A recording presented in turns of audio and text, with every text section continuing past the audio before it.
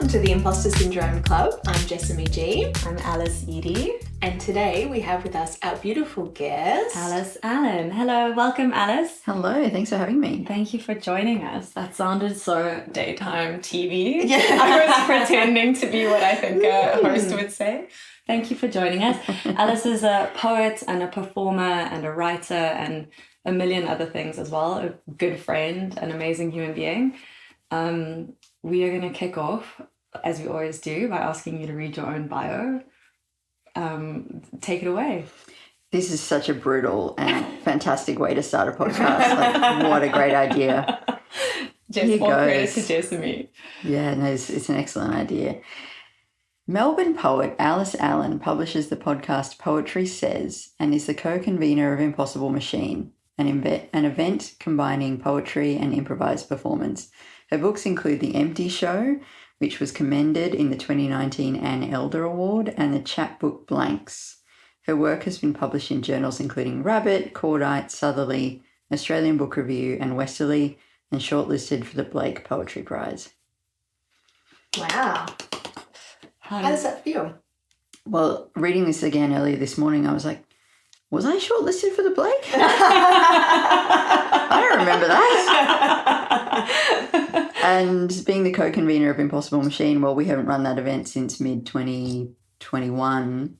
We only ran one event last year, so that is no longer really worth mentioning. Or at this point, it feels like a huge stretch to say I'm the co-convener of anything. The other things are true. It's just like that game, like two truths and a lie. That's how we write bios now. Yeah. I mean, I do think the third person bio is just at bottom a ridiculous thing, but it's such a convention. It's so hard to get away from. It's such a strange, I just find everyone has agreed to not mention the fact that we all know that they're self-written. It's fucking weird, right? Why would I talk in the third person about this selection of achievements that I think makes me seem special and important and that I matter in some incredibly arbitrary way to some small group of people? It just doesn't. It's an interesting... So when we were speaking to Sarah Firth last week, and we were having the same conversation about how funny it is writing in the third person when we all know we've written it ourselves. But she had a good point, was there's a practical element to it in that usually, or often when you're providing a bio, someone's reading it out. So if you've got my name is Alice Allan, but they then have to do the work to change the... Yeah. They've got to switch it over into tense. What's that? First person, yeah. So I guess there's a practical element to it. But I'm interested as well, you talked about the achievements that you chose to include in there. Is there that was a pretty impressive list of achievements, but do you think you have a criteria for what you put in there? Yeah, and it's weird because it comes from these received notions of what's important in terms of who I think would be reading it. So I'm imagining the editor of a kind of fancy poetry journal who knows all those other journals. Yeah. And I'm imagining, poets living and working in Australia and wanting them to think, oh, okay, she's legit. I guess I better, I can give this work the time of day. There's a whole bunch of other stuff that I've done which is not as impressive or relevant or interesting that maybe some of it I'm more proud of, some of it I wish I hadn't done.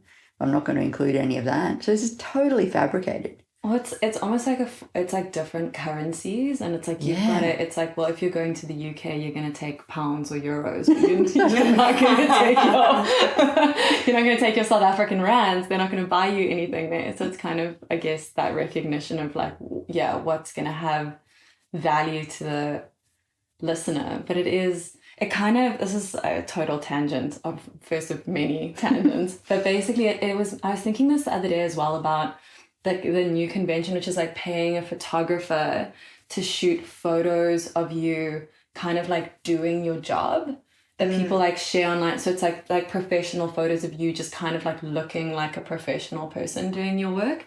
And it's that same kind of thing. I'm are we recreating, maybe the format was a few years ago, only very successful people had journalists to write an article about you and then photographers to take photos. And then we're just like recreating that on this micro level, like self-documenting us doing our jobs. Yeah, I just happened to be looking away and laughing at something off camera. Yeah, and exactly. you just happened to snap me. That was so charming. In my well-lit studio, dressed really nicely with my hair looking great. Yep. My sister's an accountant, and it's such a convention of the creative, inverted commas here, but creative industries to do this. And I'm just like, she would never just go to her job and then pay someone to document her doing her job all day, just excelling. Yeah, and this is why I think that a podcast like this, it should exist and should be very famous and successful, because if as artists and writers and people who make things, we can't be honest with one another about what our lives are really like, then we just are playing on hard mode forever, because we're going to think that we're failing all the time. I love that, playing on hard mode. I mean, I used to buy the best Australian poetry and skip to the bios as the first thing that I did.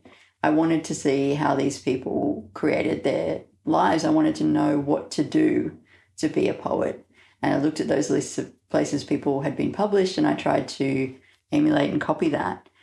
But again, they're all fabricated. Like they're chosen specifically to give a certain sense of gravitas and importance to that person. That's not what their lives are actually like. Yeah. Yeah. And I just wish somebody would have said that a little earlier. I heard that there was someone pitched a reality TV show during lockdown because they obviously couldn't get into they couldn't get onto an island to make Love Island or Survivor or whatever, and they were going to just put GoPros on famous people's dogs. I would 100% watch that Exactly. That's exactly it. I'm like, I just want to see you like doing dumb shit. How did this not get made? I'm like, this is the thing with other creatives. I'm like, I've seen your work. I know you're smart. I know you're talented. But like, what is the other things that like give us permission to be human? Like, what are you doing when you're just being goofy with your friends? You don't have to pick one identity. You can be silly and smart and talented and ridiculous. Yeah, because the comparison is just so endless and so all-consuming sometimes, and that is where so much of this sense of the imposter comes from. Could you tell us a little bit? So I don't really know anything about the poetry world. I'd love to know a little bit about about your story of how you got into it and what it's like in there, and how imposter syndrome has shown up in your life and your time as a poet.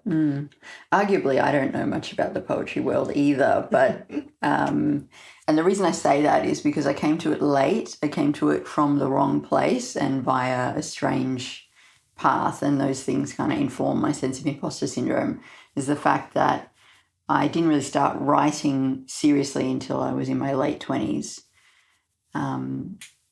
I lived and studied and worked in Canberra, and we didn't move here to Melbourne until I was, about 27. And I felt like I was missing out on what was actually happening for about 5 years. I always had this sense of being 5 years too late to the scene. And this is very unfair on Canberra poets, people who live and work and write in Canberra. Those people are doing things that I didn't appreciate at the time and didn't take the time to go out and find out about. I was just like, nothing here matters. The only thing that matters is happening in Melbourne or Sydney, and I'm going to go there and I'm going to figure it out once I get there. And then the other thing that I didn't do was a degree in creative writing or literature. So making my own podcast has been my own self-education, trying to figure out, who should I have read, who matters, who influenced who, how does the history work together.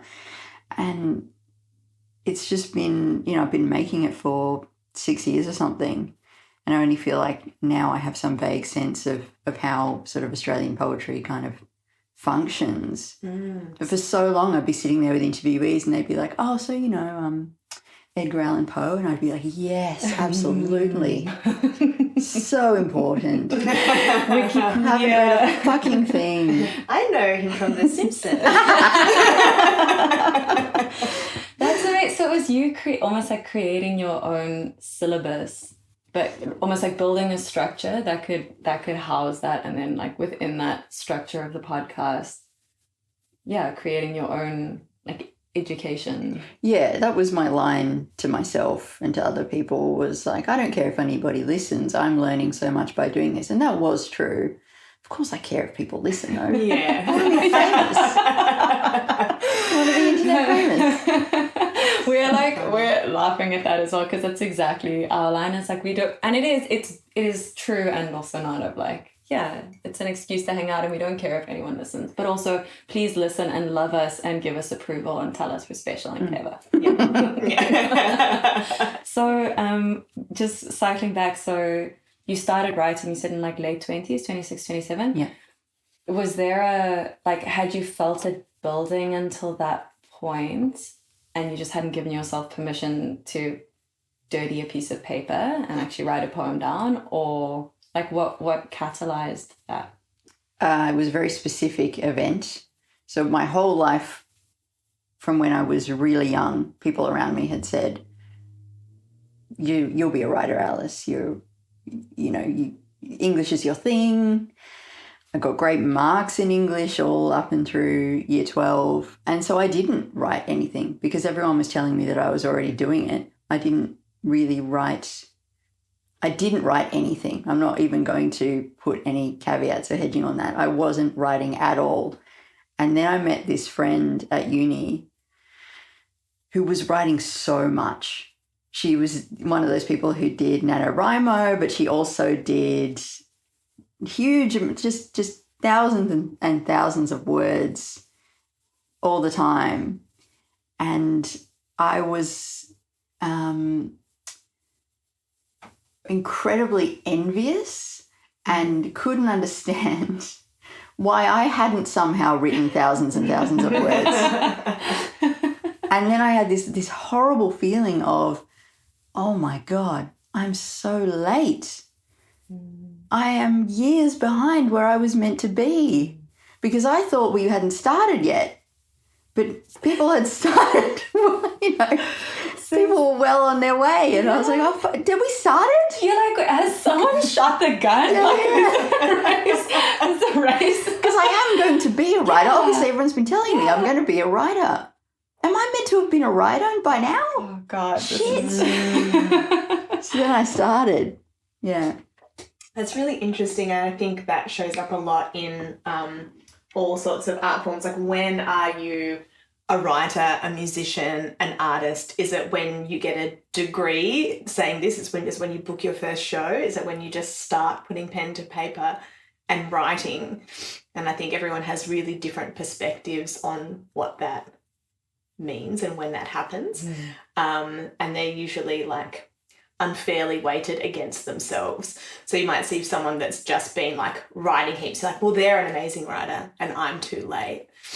But you could have been, you know what I mean? Anyway. Yeah, but I guess ideally you'd be writing at all. Yeah. Where in my case I wasn't. Yes. Well, that probably is a key part of being a writer, I imagine. Is I'm doing no some writing.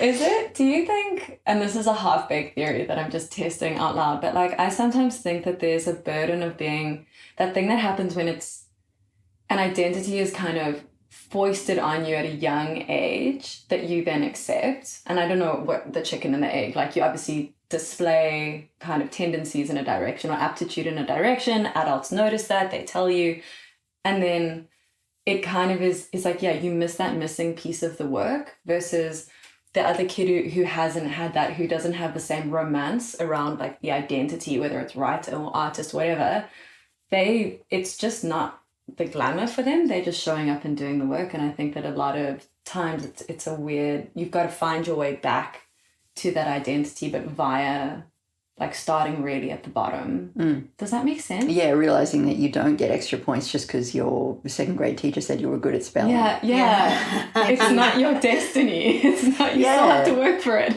And it's funny too, because the other thing I'm remembering is that one of the other things I really, really loved more than writing was theatre sports as a sort of 12 or 13-year-old.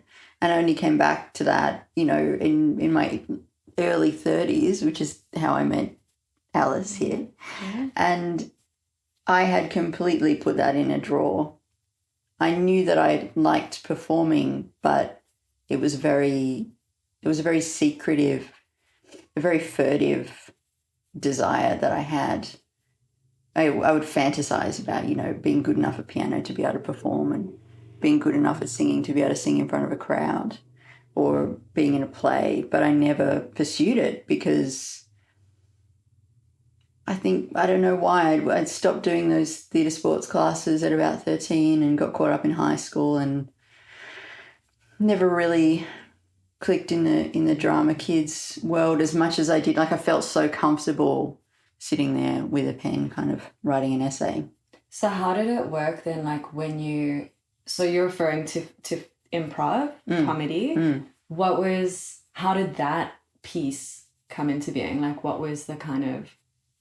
Well, they kind of came, it was the same year that I started making the podcast. It was 2016, and I was in London and pretty bored and looking for kind of anything.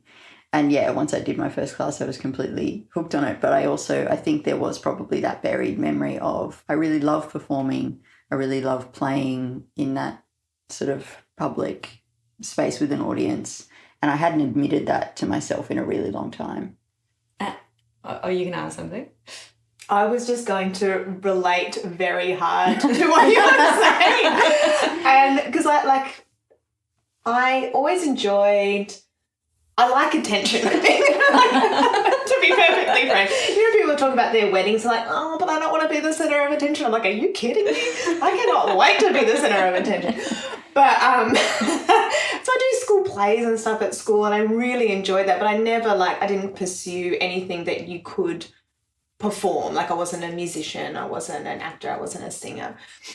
And interestingly, I think but I always so I used to work in music management or arts administration. So I was like, I want to be on the sidelines looking in. And I think I had that thing deep inside. It's like, I actually want to do what they're doing, but for whatever reason, not wanting to admit it to myself. So it's like, I'll just keep kicking around the sidelines and hopefully some of your magic will rub off on me while I'm here watching. Yeah, it's a classic move. Put somebody else between you and the thing. That art, that creative tangential, just one step off the field. Yes. But I kind of, that feeling of not being brave enough to put up your hand to play, but it always felt like if I wait long enough on the sidelines, there'll be enough injuries on the field that someone will call me in. The day, maybe today, and you're like, no, if you don't step out there, the hand of God doesn't descend and pick you up and put you on the field to play. You kind of have to do that yourself. Yeah. That's real scary. Yeah, it is real scary. And I think that's I guess it's a trope that we see in media and stuff over time, that you're going to get your big break in XYZ because someone's just going to find you. They're just going to magically find you somehow, and they're going to come up to you in the street and they're going to say, I heard you humming to yourself, Alice. Do you want to come and sing in our band and tour the world? How the fuck do we think these things are just going to happen? But we do, I think. And I think as well, and I do think it's a very Australian thing particularly, that we don't want to put ourselves out there because it seems too, I don't know, arrogant or overconfident or whatever. But if someone was to just find us, well, then we can enjoy the success without having the arrogance of asking for it. It's true. The wallflower, it's like waiting to be asked for the dance, you just waiting to be discovered. Yeah, somehow it means more. Yeah. If somebody comes up to you. Right. Yeah, that's the feeling, isn't it? That I didn't put if you myself weren't out there. trying, Yeah. it means more somehow. And I suppose then if you fail, it's not embarrassing because it wasn't you in the first place that asked for the attention. Yes, that's a big one, isn't it? Like if I don't ever properly try, then I get to tell myself I could have done that. Yeah. Yeah, exactly. That's every adult in an art gallery being like, I could have made that. But you fucking didn't. How is it different? Like, so with that idea of putting yourself out there, so you've got these practices that kind of run next to each other and are like entangled, but are also very different in the sense that like with a poem, it's you at home or in your studio, you can write it, you can edit it a million times. It's completely within your control. You choose whether you share it. You can craft this thing as much or as little as you want. Then with your improv, it's you, it's on stage. There are other humans involved. So that's a million variables. You don't know what's going to happen. You're not in control of it. Like, how do those two, are those like opposing forces? Yeah. How do those play together for you? I think I love that about performing collaboratively. It's like nobody's really responsible for the results. Nobody can really take credit for it. It happens, and when it's good, it's because you worked well together, and when it's bad, it's because you weren't listening. But does it influence poetry? I think the only way I can think of to answer that is that I will try to get away from being the authorial voice a lot of the time. I will try to bring in, I particularly love using overheard speech because the shit that people say is just way, way better than anything I could possibly come up with. And so I'll try to work that in. I'll try to act a bit like a camera rather than thinking, how can I make the perfect iambic line here and make it line up? But I guess I do both. But it is, I mean, it's exactly like you're saying, Jess, it's like then it's your problem when it sucks. Yeah.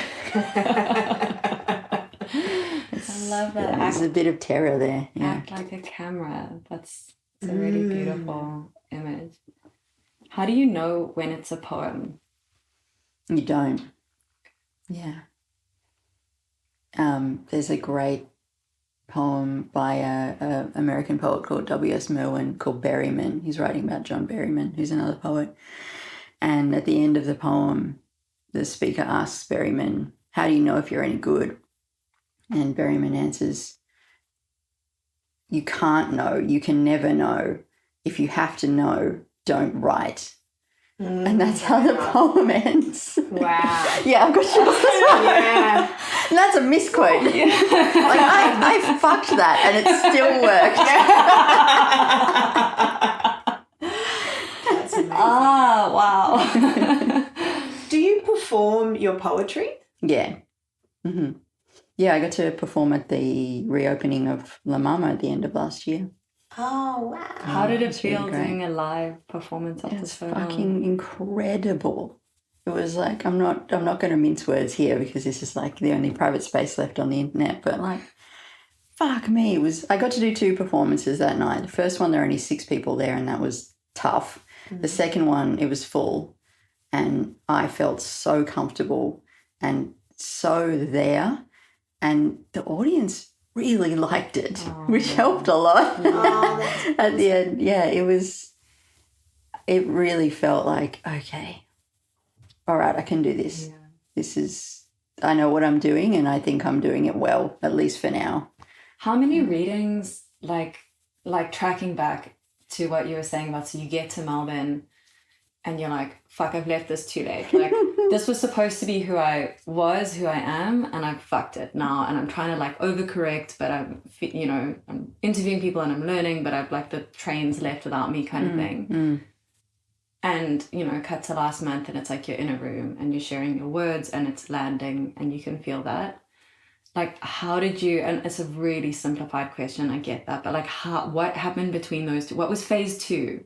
What was between those two? Yeah, and that's important, right? Because I would never want anybody to think that came in any way naturally for me or without just a whole bunch of flop sweat and crying and stressing everyone in my life out a lot. But Yeah, it came really slowly. It came through, first of all, rocking up to open mics, poetry open mics, and just sucking, just heart beating so hard that you could see it through my clothes, kind of like, but doing it, and I really bought into the line that comedians use about bombing. Like, you've got to have bad experiences. You have to go up again and again and again. And I didn't do that many open mics until I found improv and learned how to fail on stage, just catastrophically fucking fail in a way that you think about for weeks, and every time you think about it, your body clenches in this way. It's like, I can't believe I fucking said that, like, and you live and you realize that nobody cares. Absolutely no one cares. And then the other probably piece of that puzzle was, again, meeting another writer, in this case a writer from Sydney called Louise Carter, who had all her poems memorised, and I watched her do a set up in Sydney, all from memory, like a 10-minute set. And again, it was that envy. It was just like, I'm coming for you. You're like, that's the thing. I have to. Yeah, I need to be able to do that. And then once I had memorised my first poem and performed that at a little festival gig, I realised that was a game changer, because I didn't have that nervousness of like fumbling with paper or whatever. I was just like, I was there. The poem was with me, and I could look at you as I was delivering it. But yeah, I mean, the La Mama gig was like, I am so grateful I got to do it. It was hell preparing for that.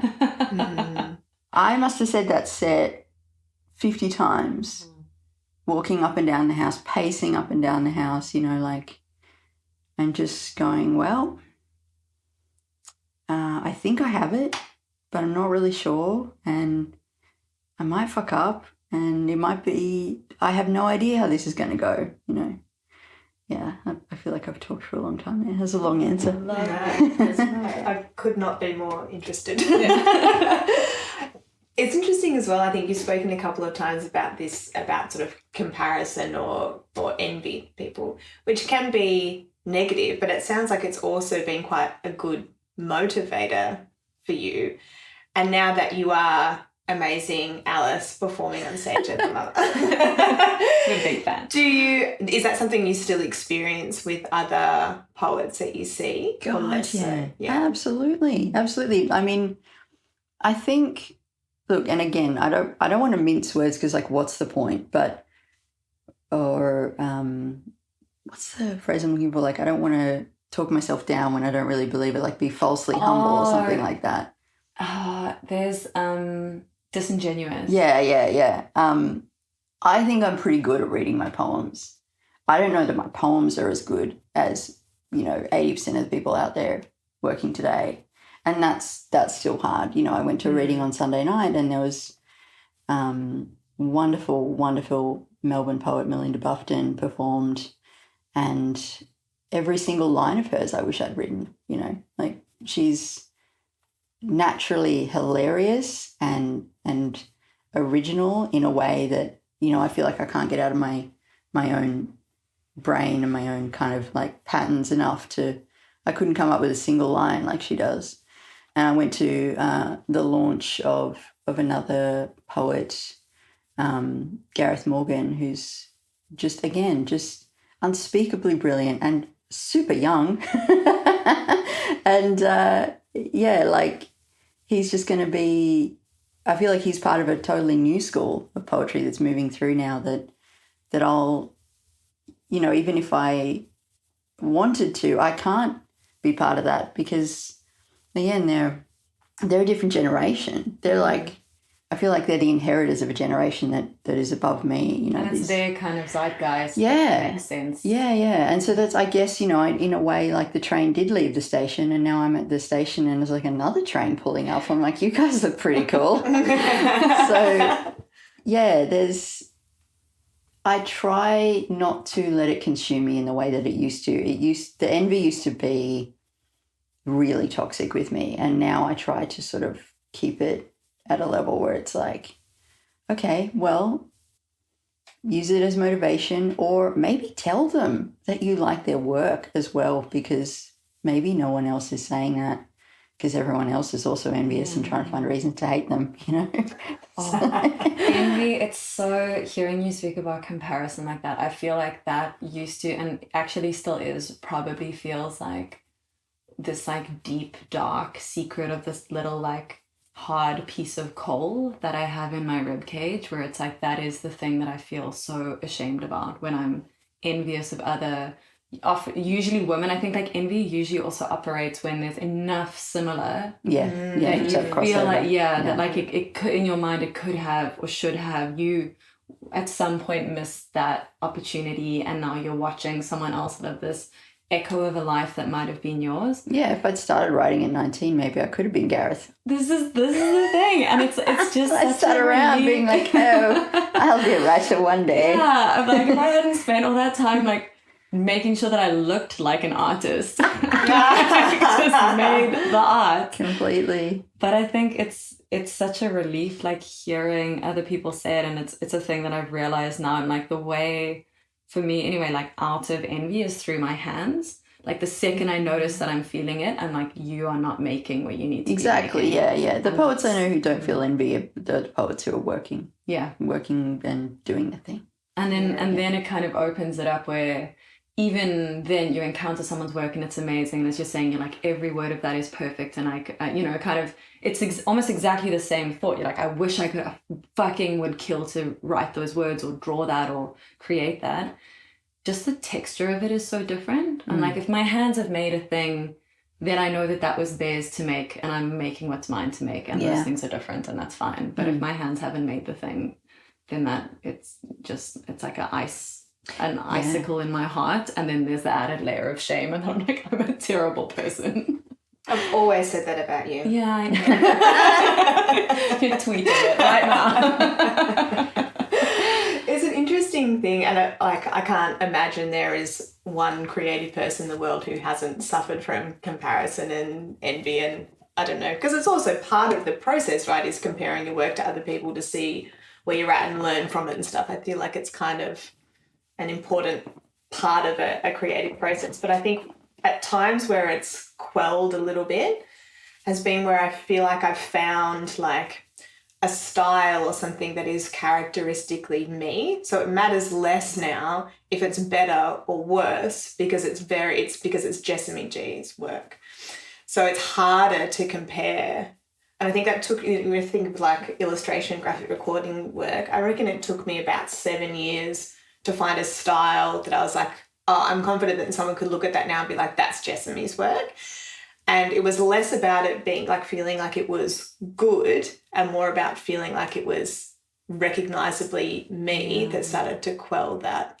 You shared an amazing video the other day where you had like a time lapse of your early illustration work and how that shifted into your recent work. And I thought it was such a cool, generous thing to share, because it just was like watching you find that style. And it is now. I mean, I knew your work before I moved to Australia, and it's very, it's you. It's 100% you. It's beautiful. It's elegant and minimal, and it's got a simplicity but a sophistication. It's amazing. But watching that start to bubble up through the early work was firstly really satisfying visually to watch, but also I thought really generous thing to share. Yeah, thanks, Alice. And it was like, it brings me pain to watch it. Legitimately, like, oh, it's so shit. But because like the story worked out okay, I can watch it. I know the ending. It's fine. It all works out. But like you were saying at the start, Alice, I think it's really important that we like show all the bits to each other as creative people, because it's easy to look at someone's work or someone's poetry that's been they've done all of the shit bits already. You just don't necessarily see all that working out. I had a question that has now left my brain. Do you think that there's something that's characteristically Alice about your poetry? If there is, I probably couldn't articulate it, but it's interesting what you were just saying before about finding that in your own work. Because I think, again, going back to encountering Lou's poetry, one of the things I really felt about her work was, she's making no apologies. Like she's in these poems and she is happy to show you that she's there. I'm still playing around with a whole bunch of different styles and strategies, if I'm honest, and that's one of the things that, like, this is sort of tricky to talk about because I don't ever want to sound like I'm down on my first book or in any way ungrateful to my publisher or like it's not a book worth reading. But there is part of me sort of looks at that and goes, there's too many things going on here. You're trying too many different things. It's a bit of a miscellany. And yeah, I can probably point to the poems in the collection which I feel like are really me. And I can definitely point to the other ones where it's like I was trying to sound like somebody else here. Blanks, the second collection, is much more me. But I think I can take it further because, yeah, you're just constantly trying to get out from under, no matter what you're making. You're just trying to get out from the weight of, but it doesn't quite sound so good as this other person's work. It doesn't quite look as good as the stuff I saw in the gallery. Also, it feels like one of those creative truths that we're very happy to accept for someone else, because hearing you say that, I'm like, that feels like exactly what the work, like I never know how to say this word, oeuvre, right? But like your work, when you zoom out over a lifetime, that's exactly what a first collection should be, right? I mean, nothing should be anything, but you know what I mean? Like that is like over the course of a creative trajectory, like that makes exact sense. And I feel like when viewed as a collection of work, like that does important work to start up, and then you can kind of go back and trace the genealogy and see that emerging voice or style or whatever. But I feel like when it's our own stuff, we don't want that. I'm like, no, it needs to come out perfectly formed the womb, the voice of a generation. No regrets. I definitely don't know anyone who's like, my first collection was my best and always will be. It's definitely a thing that you've got to do it and then get to the next thing, essentially. How to flick back to the improv side of things, can you think back to a performance that stands out to you as the best or the funnest, and if you, or maybe a moment in time, but what kind of made those performances work?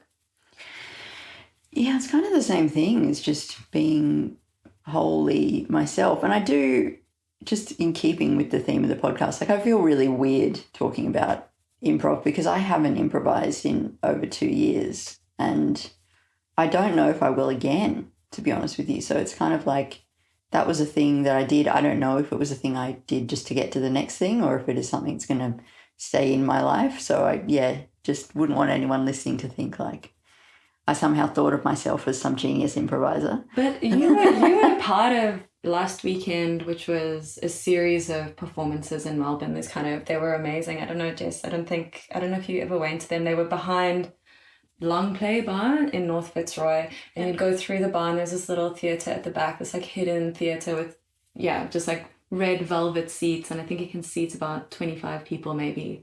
And it was once a month, this kind of gathering of anyone could apply, and just like a ragtag team of misfit performers. Like it would emerge as this kind of beautiful island in time, this sort of performance. And you organized those for, that was a while there. Like we ran that show for 2 years. Yeah. And at points we were doing it every single Wednesday. Wow. So that was really wild. But yeah, just going back to answer your question, I think there were performances where I felt like myself on stage. But again, most of the time I was trying to be someone else. And unfortunately, because of the nature of the art form, a lot of the time I was trying to be a tall, loud, funny man. I am a medium height, quiet voiced lady who, I can make some people laugh some of the time. So it's like, that is the best pull quote. It's like I can make some people laugh. Yeah, so it was like starting over in that way. I guess I sort of was finding my voice as a poet, and then I went back to be a baby improviser and went through it all again. I was like, oh, I need to be like this person. Was that a COVID thing, the momentum, or do you think that you would have come to a stage where like it had done the work that it needed to do kind of performance-wise, and it's added to your own performance of your poetry, but like it would have come to a close? Or do you think it was losing momentum in lockdown and kind of now not wanting to reignite it? Yeah, I'm really struggling with this at exactly this time, because we're in a situation in Melbourne where it feels a little bit possible to maybe plan something again, but do we want to? And I feel like a lot of people are asking themselves that question of like, how much of my old life do I want to bring back? And how much do I trust that there's going to be a continuum that I can bring it back into? But yeah, if we hadn't had a global pandemic, then we would probably either we would have created or we'd be running our own theatre. It's impossible to say, but I know that the break has been really, really hard and totally heartbreaking to lose that momentum. It's also been really important for me because I've been able to see the parts of it that were working well in my life and the parts of it that were just like super unhealthy in terms of just throwing good energy after bad. So yeah, it's a lot. It's a really interesting opportunity to do this sort of stock take, isn't it? It's like, okay, well, everything paused for like 2 years. What do we want to press play on again? Yeah. What are your ones? Not to put you on the spot. What am I talking about there? I don't know. I'm trying to. There's not something that stands out as like, oh, that's something I definitely don't want to bring back. I mean, I think a lot of mine are just like quite boring and practical things, like realizing that I can do a lot of my work virtually, for example. Now, I would definitely realise that I don't want to do 100% of my work virtually because that makes me go fucking nuts.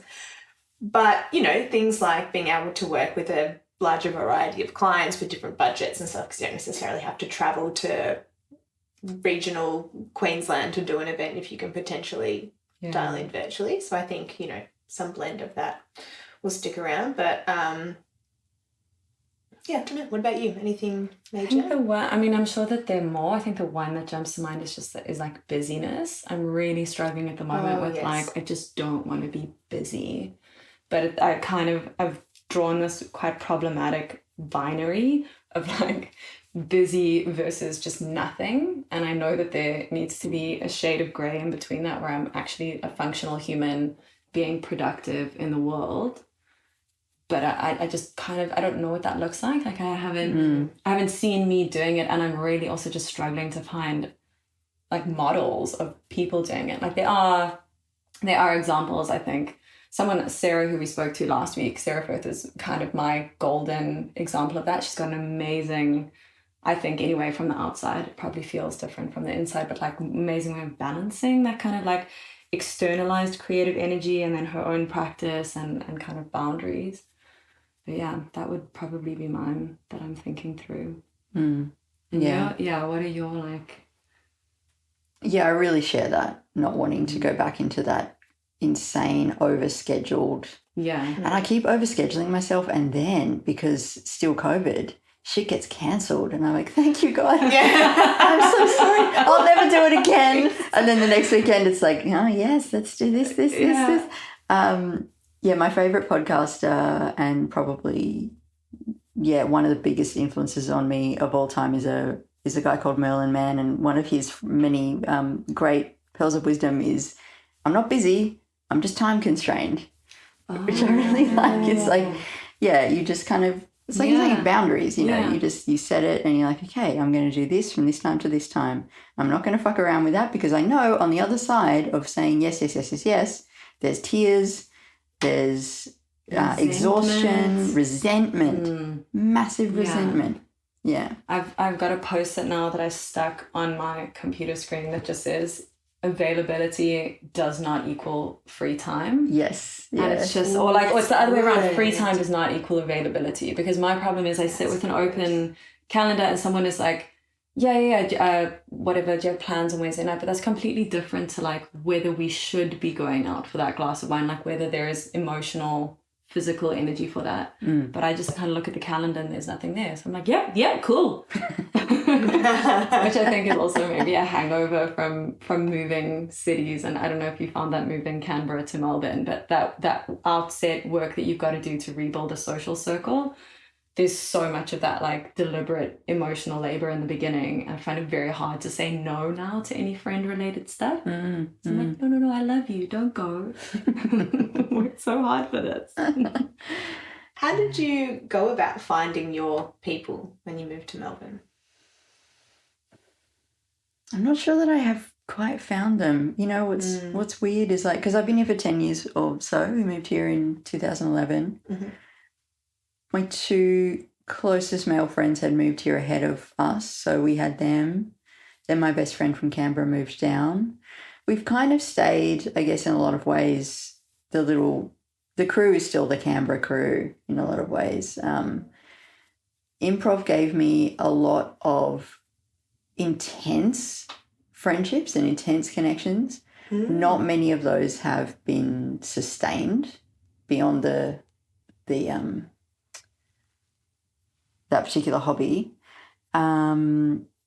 which is no comment on, you know, the worthwhile nature of any of those people. It's just that like we don't cross paths anymore. And poetry wise, that's the thing that like I think is most worth unpacking on this podcast is like I still feel like a total outsider every time I walk into any poetry space, and that is all my own shit, but it is still so with me. And on Sunday night, the other night, I went to this reading where Melinda read and another really beautiful poet called Shari. I'd never met Shari before. I know Melinda relatively well. She's great. And then my poetry mentor, Bonnie Cassidy, was there. And so this is a space where, and, you know, the convener had like specifically said, hey, Alice, we're doing a thing. So like I was welcome, but I still spent the hour before I rocked up at the venue just super fucking nervous. Super fucking nervous. And then at the end of the night, it was me, Melinda and Shari all sitting right next to each other, laughing and kind of half crying about the fact that all our book launches got cancelled in the same week in March 2020. And it was this incredible full circle moment. And I was like saying to myself, I'm like, you are here. Yeah. No one is shutting you out. Yeah. There is nothing to be afraid of. You are welcome. So fucking drink it in, girl. Like, also hearing you say that, I'm like, you've literally published books. It's like yeah, but they're not as good as everybody else's books. Do you think that there's, and I'm going to try phrase this in a way that makes sense, but do you think that working as a poet, part of that job is being able to see what is usual and what is habitual from a distance, is like stepping outside of the normal to be able to re-see the things that we've forgotten how to see, but that the flip side of that skill set is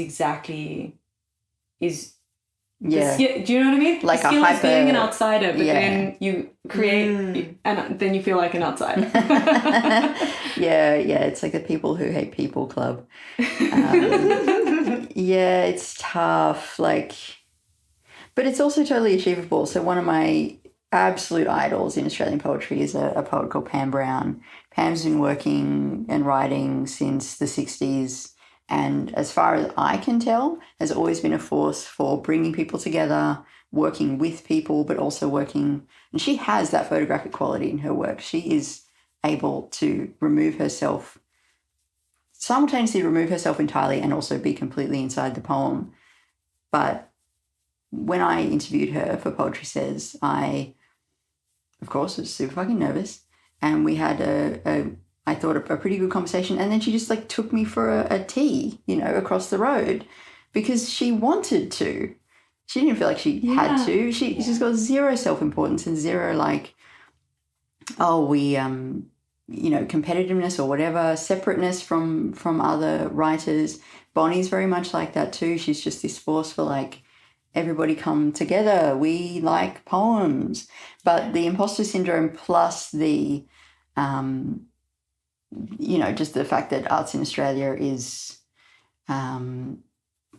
it's probably pretty fair to say chronically underfunded, just means that there is a competitiveness that seeps into a lot of spaces and a lot of relationships. So, yeah, at the end of the day, we could probably be friendlier than we are. I guess that's how I would sum that up. As in, like, there's no reason not to like and support each other, but we find reasons all the time. Yeah. Or how has having a podcast for you, like, because you've got to reach out to people, you've got to put yourself out there and ask them to come and speak to you, and like, how has that process been? How have you found that over the 6 years, and like, how has it changed since you started? It's been probably the best thing I could have done for my poetry career. It really has meant that, and I've done it so slowly. I started so small with, exactly as you guys are doing, start with friends, start comfortable and work your way up. I've been able to interview my absolute heroes and people who I was intimidated by and who have had me into their homes and taken me out for tea. People have just shown themselves to be incredibly generous and with their time and with my, questions of them, which sometimes are a little bit less informed than I would like them to be. That's, another way that this all functions for me is I never feel ready enough for an interview. That was going to be my next question is, how does it feel before? Is it similar to performing on stage? Is it a different texture of nerves? Like, what does it feel like? The nerves are there, definitely nothing like getting up on stage, but I'm always thinking like, I haven't read every single word that this person has published, and so I'm not worthy of speaking to them.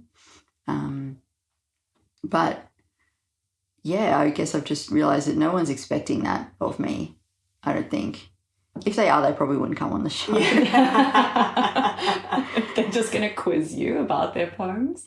Yeah, I've had people turn me down, but they've turned me down in the way of like, I'm not, I don't feel confident enough for you to interview me. I was like, what the fuck? Like, it's okay. I'm not like, I'm just a bogan from Canberra. Like, yeah, it's also, it's not a test. It's not a test, no. And are those like doing things like getting to sit down and chat with your poetry heroes, are they things that you can sort of hold in your heart or your mind somewhere when you do find yourself slipping into comparison or imposter syndrome and go, no, but I'm also the Alice that interviewed XYZ poet that I love or had a tea with blah, blah, blah. Are they those things that bring you comfort or confidence?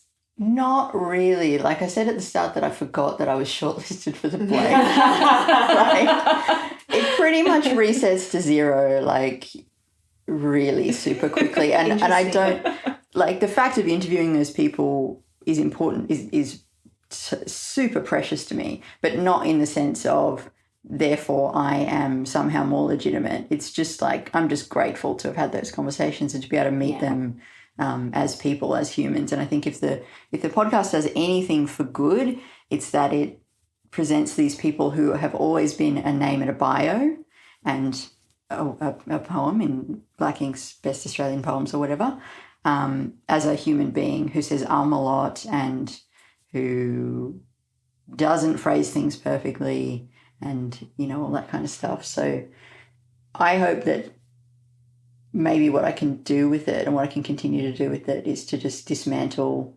the idea of the the poet breathing rarefied air.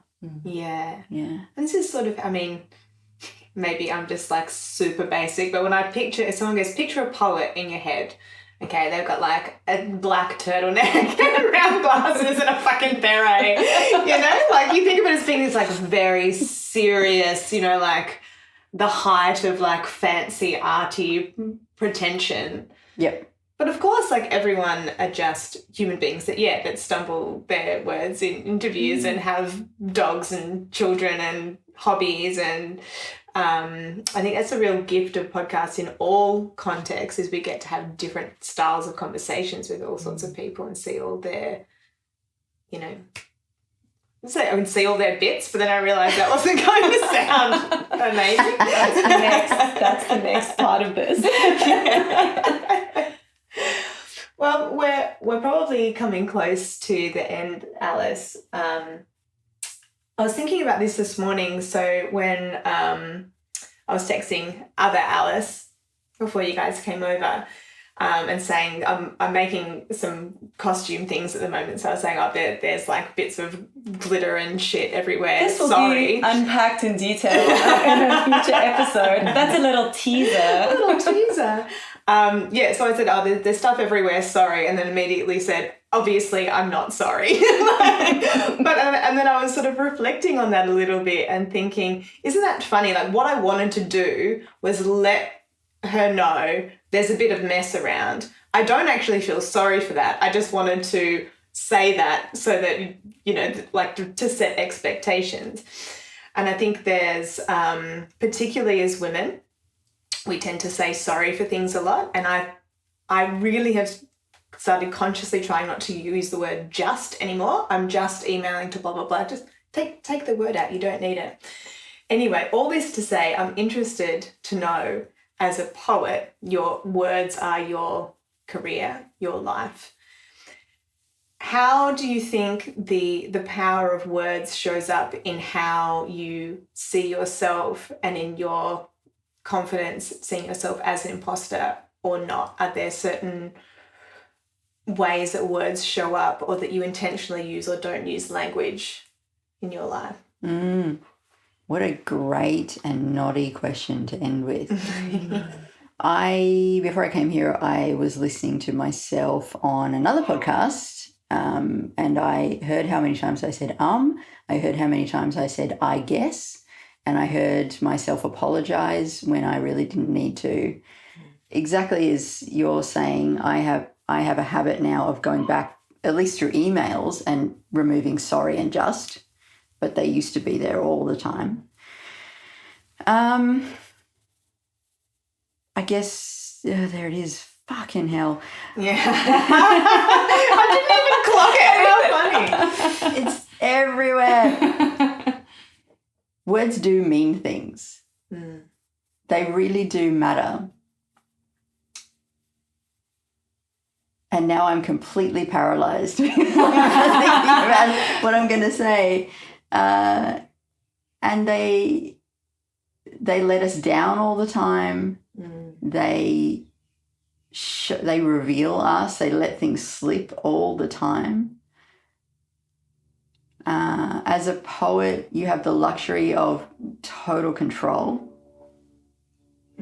But then again, maybe you don't, because I look at some of my early poems, which are published out there in the world, and think, wow, you really showed a lot of skin there. I don't think I have a great way to sum up there other than to say that they're very, very powerful things, and they're full of imperfection, and so are we, and that's all we can do, is just try to work within that very imperfect system. I love how you phrase that, like showed a bit too much skin. I think that's exactly how it can feel. It's very powerful. Yeah. Anyone might think she's a poet. I spend my life quoting Alice to other friends whenever we go for a walk. She's got this amazing way of putting words together. And thank you. Also to say, like on the record, just thank you so much for for your generosity and time and coming to chat with us. And Thank you. What a coming to luxury. Visit our baby podcast. I'm really excited for you guys. Like, I think this is a great project, and I really hope that it goes viral. There are just not enough podcasts where women talk to women. Like, there are fucking way too. Okay, there are too many podcasts. Obviously, there are too many podcasts. But there's still, like, if you look at the top 10, I don't know if you care to use this bit or not, but, like, there just aren't that many women talking to women. There's Sentimental Garbage. There's Everything Mamma Mia Ever Made, which spew. And there's there's Chat 10 Looks 3. That's it, as far as I know. I don't know, maybe I'm missing something, but the rest of it is just boys. Shameless. That's a pretty popular podcast. It's 2 women. Cool. But they just talk to each other. I guess there's Guilty Feminist too. That's pretty great. Oh, yeah. Yeah, but she's sort of more of a live show type I personality. went to her show with you. Oh, really? Wasn't it with you? Oh, no, I don't think so. Oh. Cut that bit. Yeah. Thank you so much, Alice. It was such a joy. Thank you. Thank you. Thank you so much for listening to the Imposter Syndrome Club. You can follow us on Instagram at imposterpod or visit us online at impostersyndromeclub.com. Rate and review. That's what podcasters say. Like and subscribe. Are we real podcasters now? I think we've got this. Great.